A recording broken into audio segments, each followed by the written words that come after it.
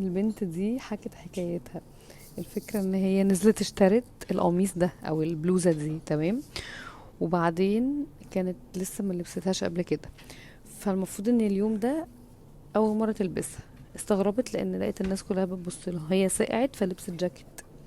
لقيت الناس كلها بتبص لها كده، وهي افتكروا ان هي عشان هي افتكرت ان هي عشان لابسه حاجات جديده، فكل الناس بتبص لها، يعني لو معجبين بشكلها. خلاص. لما روحت البيت لقيت هي سقعت، حطت على نفسها بلوفر، قصدي مش جاكيت. طلعوا بيبصوا لها عشان شكلها عامل كده. والله بنعملها، انا عارفه.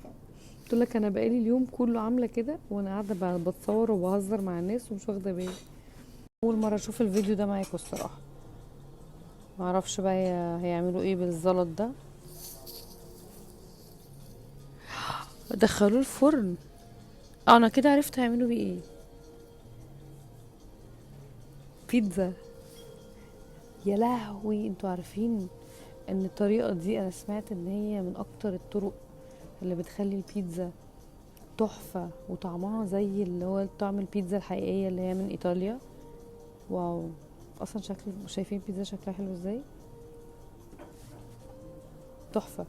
ده كتير قوي، كتير قوي اللحمه دي الصراحه. بسم الله ما شاء الله، يعني شكلها خطير. انا بقى ما بحب، يعني بصوا، كنت طول عمري باكل فراخ، ما اكلش لحمه. مش من هواة اللحمه قوي يعني. بس شكل تقطيع اللحمه والطبخ وكده بحبه. بس وانا صغيره تقريبا، في الاعياد يعني في عيد الاضحى، كنت ريحه الزفاره شويه دي كانت بتضايقني.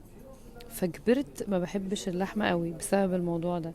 كبرت باكل فراخ بس، واي حاجه لونها ابيض. بس دلوقتي لا، رجعت اكل لحمه يعني. وما بطلتهاش، جت عليا فتره كده ما كنت مبطلها خالص. ايه الموز ده جايبه؟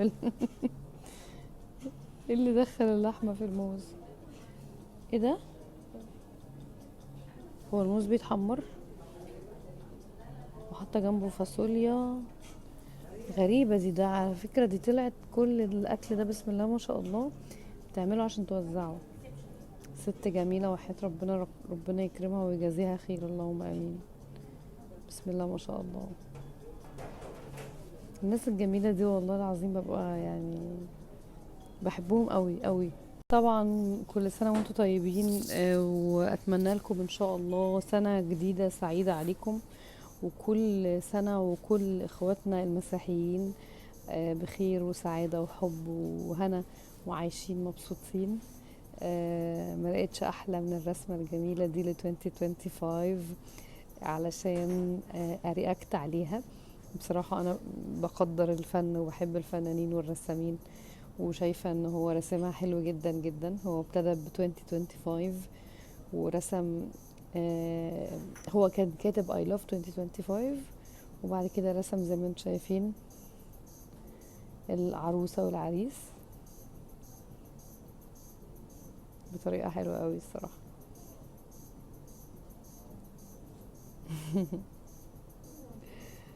شاطر. شاطر قوي. ميري كريسمس يا جماعة.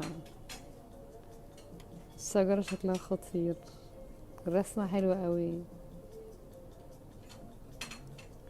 برافو والله.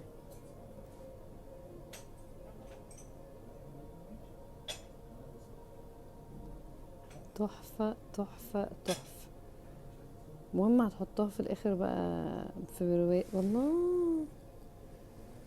على باب الشقة. خطيرة.